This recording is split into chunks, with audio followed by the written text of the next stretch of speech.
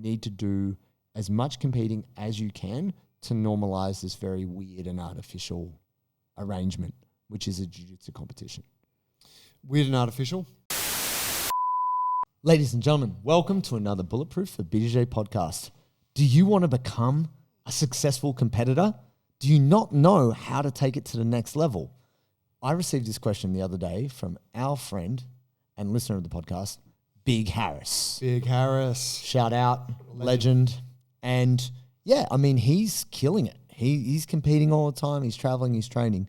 But he was like, how do I go from kind of hometown hero and just doing really well at my local comps to what are the steps to getting to like a world championship, or how do I know when I'm ready, and all these different things. So we had a bit of a back and forth on... Because he wants to take it to the elite level? I think he does. Yeah, right. Yeah, I mean, he's a blue belt and he's a big, strong human.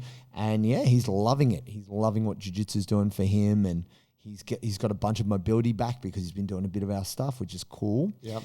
And it made me think, I was like, okay, well, this is like pretty good. So, you know, I've had a chance to witness people who were become world class over time. I mean, I was kind of missioning for that. That was my goal. So I was following a bit of a method. And so I thought we'd talk about that, like where to start. Because he was saying, oh, should I not do local comps because I'm kind of getting too good at that? Or like there's an expectation I just win when I do local comps. Just collect scalps, bro. Yeah, just dominate. Scalp to scalp. Scalp to scalp. It's true.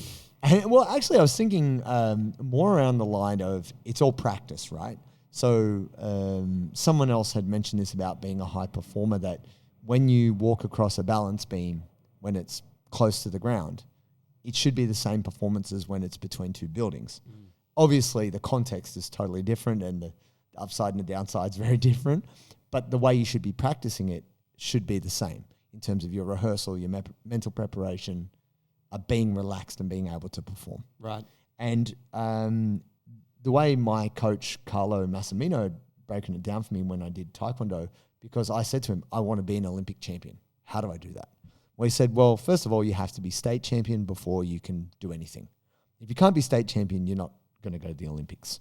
And at least... Is that because there's formalities within Taekwondo? There is. Like, right. You have to have won state championships to make the national team, and then you have to have won nationals to be considered for... And so I think in that way, other sports probably have better structure than Brazilian Jiu-Jitsu does. But the cool thing about it for Brazilian Jiu-Jitsu is it's up to you. If you want to do grappling industries and you want to do IBJJF and you want to like... fly around and do a bunch of ADCC qualifiers. Just do it all. Yeah. And there's no restriction in that way, which I think is pretty awesome. I mean, it's funny looking back to what it was like when we were at Blue Belt, because it was really like, I don't know, there just wasn't much going on. There was less comps. There was less comps. And you could, I remember showing up to a comp and doing a couple of fights, like a couple of matches. Yeah. And it was here in Sydney. And then it was like not a hard day and I won. And then I was like, oh, what comp was this anyway? I was with my mate Marcus, and he's like, that was the Australian Nationals. And I was like, oh, how about that? It was just called National the Australian champion. National Grappling Champion. It wasn't a Pan Pacs, you know. Sure. But it just kind of speaks to how it was a simple life back then. Whereas, simpler times. Yeah, whereas now it's like it's way more competitive. There's a lot more competitions. The level is a lot higher. Yes. You do need to be, you probably do need to be a little bit more considerate about it, which makes it a good question from the big guy. Yeah, I think so. And probably I think the difference is now, like the IBJJF has all these opens, because before you didn't have to go through any kind of selection process. Whereas now if you're a black belt, you actually have to have won a certain amount of points to qualify to go to Worlds. You can't just show up. I see. And there's a lot more people doing it. Yeah. Now at coloured belt, it's a little bit different. But that said, the fields are much bigger. There's more white belts, there's more blue belts, there's more everybody, really. And look, we're coming from Australia, so Australia at one stage, we only had probably two major comps, which was like either the Pan Pacs, the Nationals, or the Abu Dhabi trials, like the Abu Dhabi Pro, which kind of came in, which was very popular when I was kind of a white, blue, purple belt. That was like a big deal because you go to Abu Dhabi, you could even win some cash. Yeah, it was like, whoa, it was like a selection thing. Money? Yeah. Ooh, yeah. I remember losing my first match there. That was sick. Prestige. Yeah. Funny, actually, I went and trained at a gym when I was away over Christmas. Sure. Legacy in Wollongong, by the way. Great gym. Lovely crew there. Mario and the guys. My brother Diego trains down there. Very welcoming. I met a purple belt from Gracie Baja, whose name escapes me. Apologies. Lovely fella. Called me the natural. Oh, so I guess he listens to the show. You gotta love that. Yeah, it was cool. But he was talking about how he's part of Gracie Baja's ambassador program. Okay. And they basically, you have to tick off a kind of like a list of sort of requirements to be eligible. But once you're eligible, they will assist for you to compete internationally, to go and train in Brazil. And very kind good. of, yeah. And I was like, that's actually really cool. Like, obviously they're getting something out of it. Sure. But I'm like, for this like young purple belt who like wants to have a go, there's a pathway there. No, that's awesome. It would be great. I think Alliance did something similar where you have to be like almost like I'm registering as an athlete who wants to represent the club, and then that entitles you potentially to getting some funding. So they would raise money and then allocate money to support certain athletes and stuff like that, which is great. And I know that there is plenty of gyms out there who do try to encourage athletes who want to rise up through the ranks to get them there. Because one of the hardest things is money. Like, that's really what it comes down to. Yeah. Like, Jiu-Jitsu brand will be like, we'll sponsor you. Here's some gis. You're like, how many do I need? You're like, oh, but you can sell them. It's like, oh, I don't want to be peddling gis out the back of my Honda Civic, bruh. But okay. if I have to. I mean, I don't want to be either, but shit. It's the hustler's way. But no, I think ultimately what we've been seeing now, at least with super fights and one championship coming into it now, UFC putting on fights, at the top level, there is starting to be some money to be made. Like jiu-jitsu athletes can win 10 grand here. Or if they win a super fight, they might get 5 Gs there or whatever it might be, whereas that just wasn't available before. Yeah. And much more opportunity. You know, I think like along with the money piece, it makes sense that I guess for a lot of people, they also just want some guidance. Yeah. Right? Because like I know like like say the coaches that I've had, like Adam, spent a long time in Brazil, has traveled internationally for jiu-jitsu and whatnot. So he has that experience. My first coach, he was the same kind of thing. He took us to Japan to compete and had connections there and training and stuff. But it's very conceivable that you could have a coach that's just not done it anywhere other than where they are. Yeah. And they're like, oh, I don't, they're not going to take you on a trip somewhere. They don't necessarily have a connection to go, oh yeah, like let's send you to Brazil and you'll go to this gym and they're going to see my friend. Or so I think it's actually like, there's probably a lot of people that are like just looking for some kind of like pathway. Yeah, definitely. And look, what I would say with that is that it is difficult to, like, if we just take out the extraneous details of money and time and freedom and whatever, but if you're like, right, I just want to be the best in the world, how do I do that? The best thing you can do is be in the habit of competing. This is what I was trying to say to Harris. I was saying, dude, you compete at everything. Like, don't limit yourself, because at least from my perspective, 3 of my, I guess, people who I look up to in jiu-jitsu. Ladies and gentlemen, I want to share a secret with you. This is my secret little baggie. Oh yeah, Sodi. So in this awesome little bag is 1,000 milligrams of sodium, 210 milligrams of potassium, and 70 milligrams of magnesium. Now, the sodium in here is Australian lake salt. And the thing which a lot of people don't realize, now I'm going to mix it up right now. I do this every day, sometimes twice a day. Is they're not hydrated. And if you're thirsty after warm-up when you're at jiu-jitsu, you're not hydrated. So just drinking water is not good enough. I'm going to give that a little stir. I have 600 mils of water here. Some of you might like 500, depending on how salty you like it. And there is a good amount of salt here. Just drinking water, you're going to pass that. You're going to sweat that. Ooh, delicious. And the flavors are awesome. I really like this one. So for me, when I'm having this, 600 mils is the right amount. I really like it. It's not too strong, but I know that it's making the difference in me keeping the water where it needs to be, which is in my muscles, in my bloodstream. And if you want to roll better, staying hydrated is absolutely key. If you go to sodi.com.au, That's SODII, and use the code Bulletproof15. You can get 15% off your order with Sodi. Stay hydrated, friends.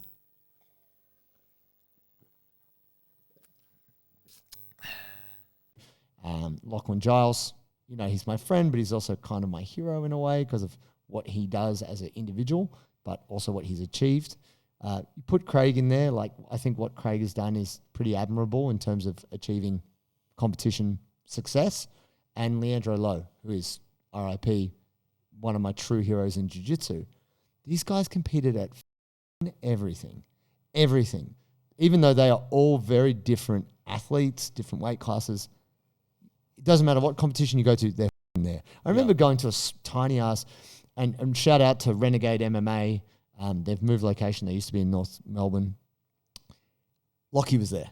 When I was like a blue belt and he was a brown belt, I was like, who the is this guy? He was doing birimbolos. No one else was doing birimbolos. Like he was training there? Or no, he was competing. Right. It was like a little tiny, four-man a bracket type thing.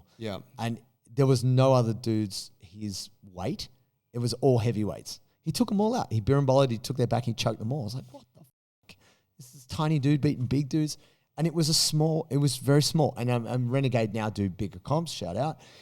Jamie Murray, he's the head of Renegade.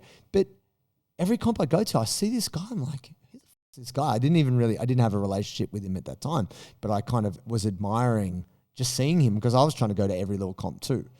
And then I know Craig, when he was like blue and purple, he was going to Naga. He was going to like all American grappling championships. He had a samurai sword, had the belts. So sick. I was like, us to that. And and he and shout out also Lockie Warren, who was his partner in crime at that time. They were going to every little comp they could get their hands on just to get the experience. Yeah. Then and build a name, right? Oh no, because you do start to, even though it's like a local thing, there's people see you, and they start to talk about you, and then that opens up opportunities. Yeah, for sure. And this is prior to super fights, so this is really before jiu-jitsu super fights were cracking. Yeah, they were just trying to get runs, get the experience under their belt, so to speak. Yeah. Before we stopped wearing belts. But no, what was mad was the first time I met Leandro was actually at a beach. And we were doing a holiday thing in Sao Paulo, and he kind of had a bit lopsided walk to him. He was carrying a surfboard, and the boy's like, "Oh, yo, that's Leandro." And he was skinny. This is when he was a lightweight. And I was like, "Oh, that's a kind of decrepit looking dude." They're like, "Nah, he's young. He's the man. Like he's coming up." And I was like, "All right, cool." And then the next time I saw him, he was jacked. He'd gone this is like many years later, come up the ranks. So that was probably 2011 when I first met him. I saw him again in 2014 in the middle of nowhere. So I've said this a couple of times. We went out to Jacutinga, which is in Minas State. It's a 13-hour bus ride, middle of nowhere. He was there. The Brotherhood boys were there. The Miyaos are there. And they were giving 1,000 hiais as first prize for the Absolute. Yep. And Leandro was there in the middle of nowhere. They had dudes on horse and cart. We stayed in the bus station, the Rodoviário. They had little rooms there for the bus drivers. We stayed in one of those rooms. There was 4 of us staying in this little shitty room. And the only thing they had available there was bananas and Coke, or some kind of cheap cola. It wasn't even Coke. There's no Gatorade, there's no water. That's all there was. And hell, Leandro fighting to the death against these huge dudes to try and win 1,000 hiais. Wow. And he did. But I was like, how the fuck did they get here? And every comp we went to in Sao Paulo, they were there. Wow. There's no comp too small, no comp too big. And then when you see him on the internet, winning some big competition or winning BJJ All-Stars or Copa Podia, beating Felipe Pena or whoever, it's just phenomenal. You don't appreciate these guys who achieved what they achieved at the highest level. They did all the small steps before that. Yeah. And I think sometimes people forget that that's part of the process. Yeah. But yeah, I would agree. I mean, do you think that it's obviously that's from a previous, that's from back, right? Leandro's not super far back, but no, it's a different time now. Do you think that it's still necessary to apply that same kind of mentality of just do as much as you can, irrespective of compete as much as possible, irrespective of the size of the comp? I think so. Look, I think the difference is now because no-gi has become more specialized, you need to become, like if you want to be the best at that, that's what you should focus on. Same thing with the gi. Like It's funny though, I was thinking about this the other day, and there's a bunch of competitors that are defying this logic. No, it's not defying. No, don't misunderstand. There is a bunch of world-class people who are the absolute best in the world at a thing who decide to step across and go to the other lane. It's not a total change. If you're in development, now I would encourage most people, if they're just learning jiu-jitsu, do gi, and do no gi. Like just get as much grappling experience as you can across the board. To that point though, what about like the Ruotolo brothers who are and Micah Galvão and Baby Shark? Yeah, but they've been These guys seem to They've be been doing training both. since they're 5. Marangali still doing Yeah, both. he's been training since he's real young. But what I'm saying is, they got really good at what. Like Marangali didn't do no-gi up until about 3-4 years ago. Yeah. Like he was the best in the world multiple times in the gi. He wasn't winning the no-gi shit. He has chosen to specialize since then. But it's not that hard if you're the best in the world. Do you know what I mean? It's different if you're just like, oh, I'm a regular person. Yeah. And then, oh my goodness, I have to roll against Ty Ruotolo. Like, you know, I think this is where it's an outlier kind of thing. Not so much an outlier. It's we're conflating. We're taking two different things, putting them together and saying, oh, well, that's what it is. If you look at people who are doing exceptionally well at blue and purple belt in no-gi worlds, they're championship wrestlers who've come through Padigo submission grappling, and they'll you up. You're just some purple belt guys like, I train a bit of gi, I train a bit of no-gi, you know.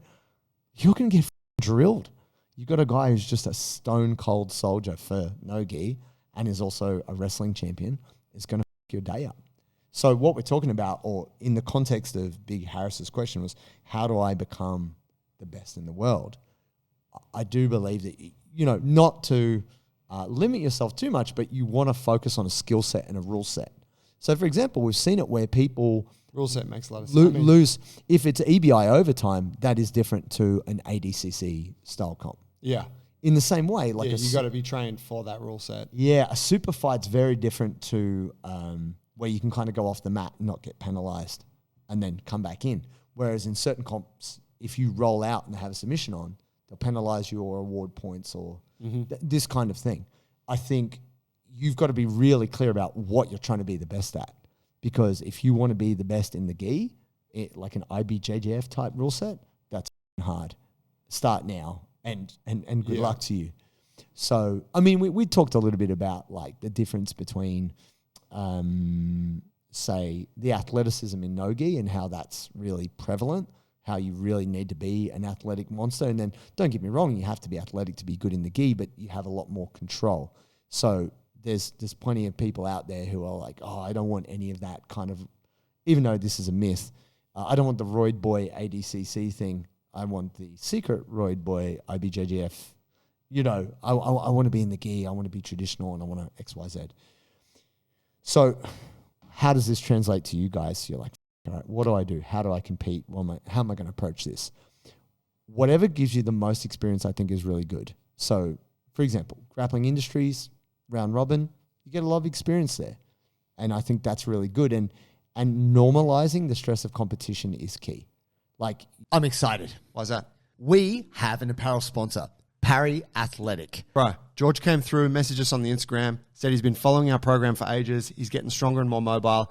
And he's got this cool gear company called Parry, and he wants to send us some stuff. And he told me that his mission was to create the best pair of training shorts ever. Yeah, he wanted something that he could lift and roll in, and that could accommodate thick, muscular thighs and hips. And that suits us. Speaks to us. Also, what I like is I love the colorful design. It actually looks really cool. I am the most colorful dude on the mats these days, hands down. I think the thing that I've loved about it is just it feels good. It feels good. It looks good.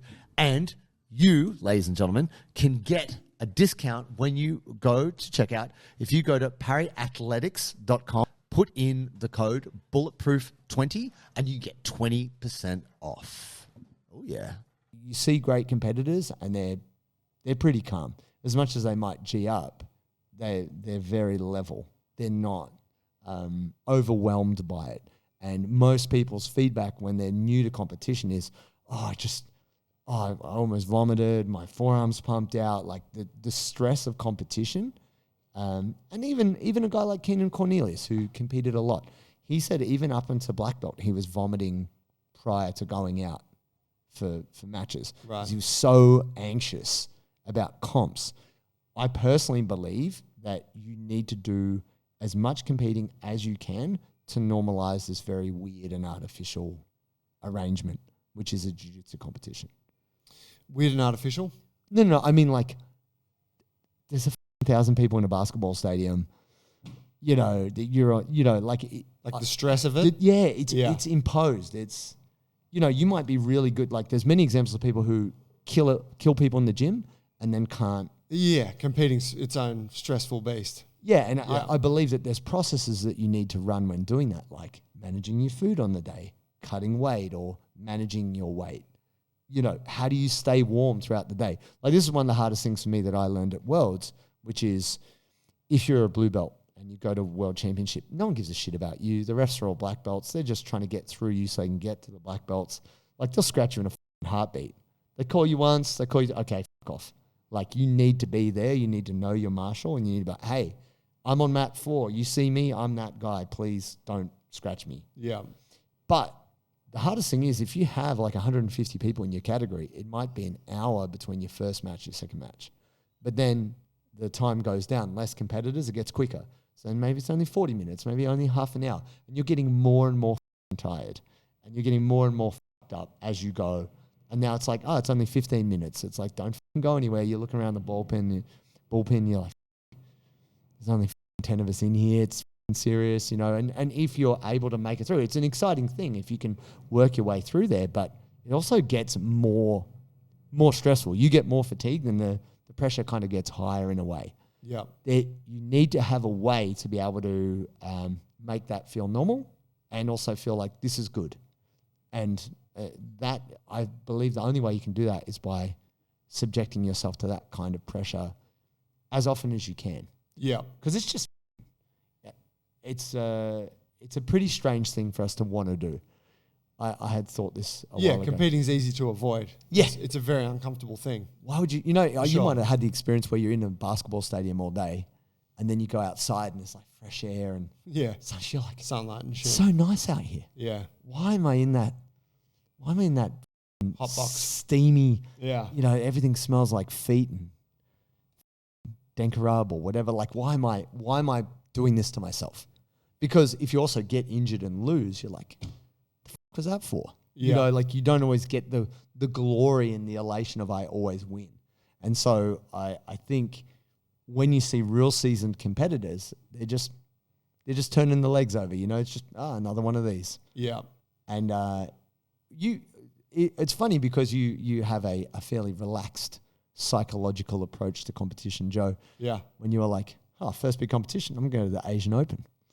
And you just, and maybe that really works in your favor because it allows you to not overthink it.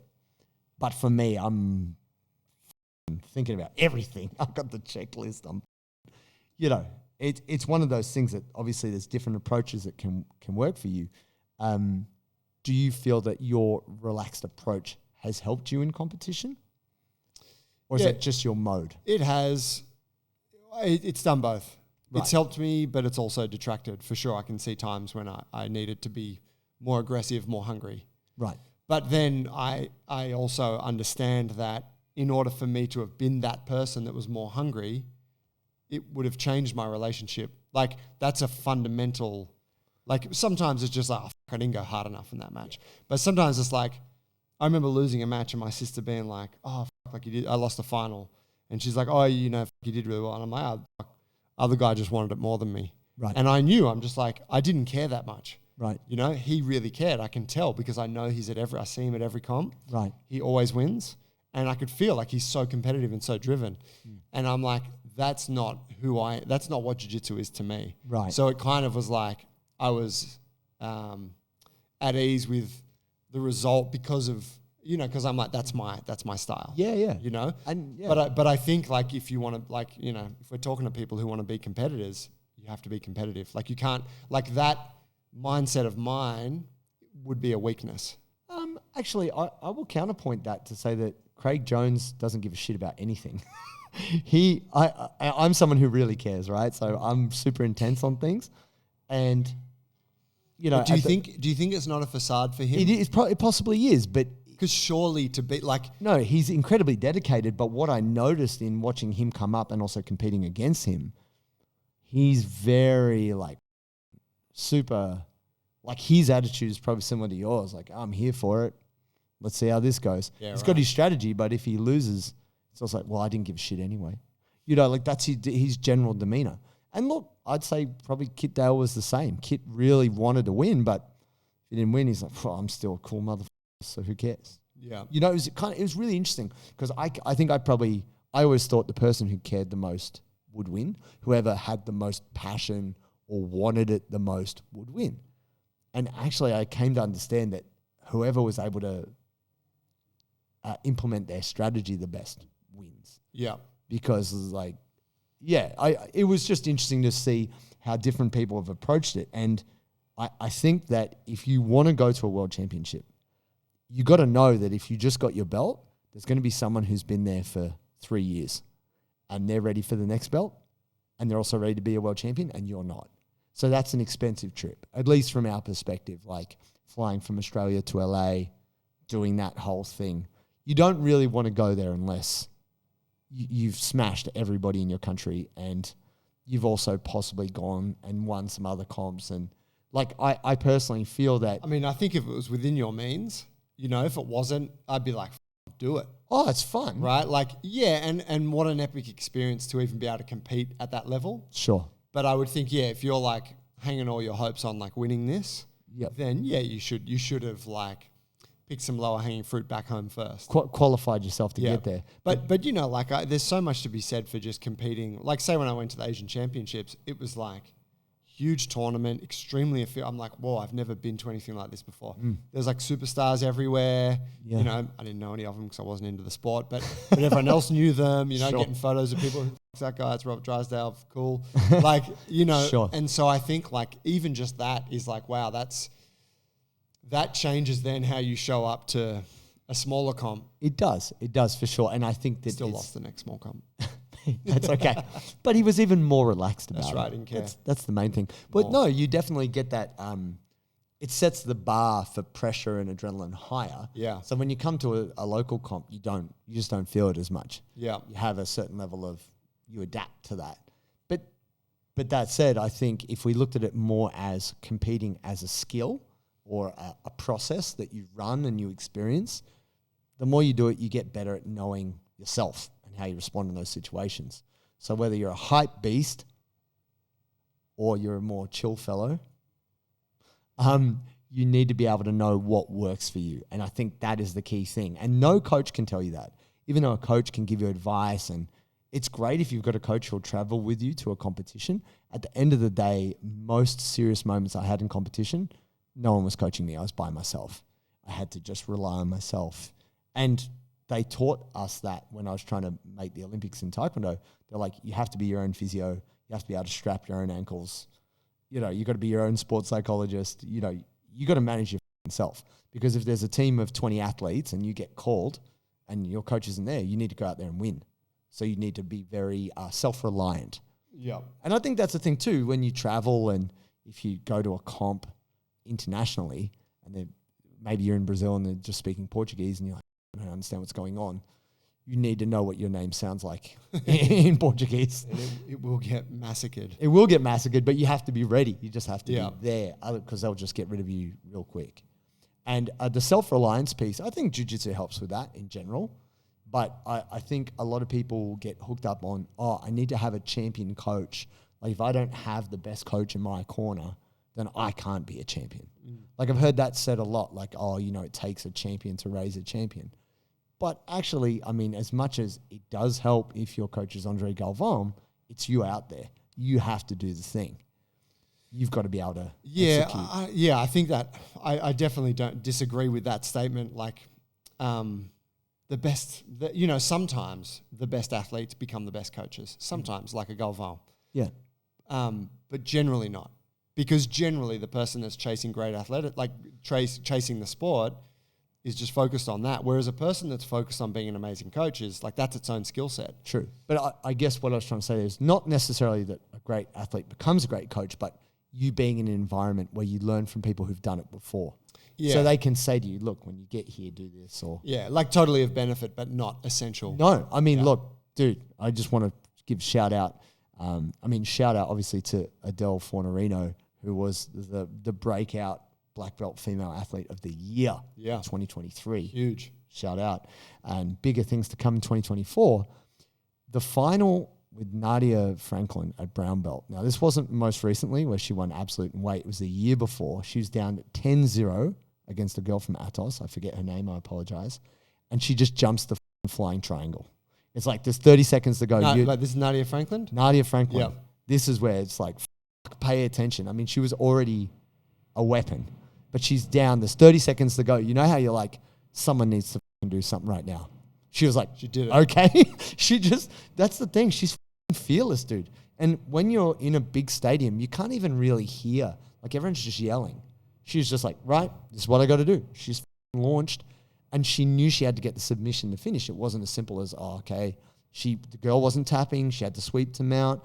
I think she ended up with like a belly down armbar from triangle. Nice. And the girl tapped with like 2 seconds to go. Wow. And it's that in the moment, it's your ability to go, fuck this, I got to make it happen. Yeah. And that is, for me, such an awesome example of someone who just like refuses to give up and makes it happen.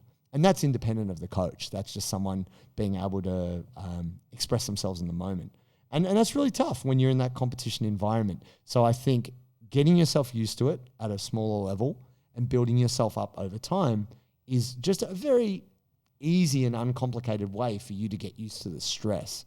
And so shout out Big Harris. I would say if you're dominating the local comps, get up on some of that more national level competition, and then it's the next step is the worlds and ADCC and all the bigger things, and fucking it's cool to see blue and purple belts come up and challenge black belts at like selections and stuff like that because they've got the audacity to do it.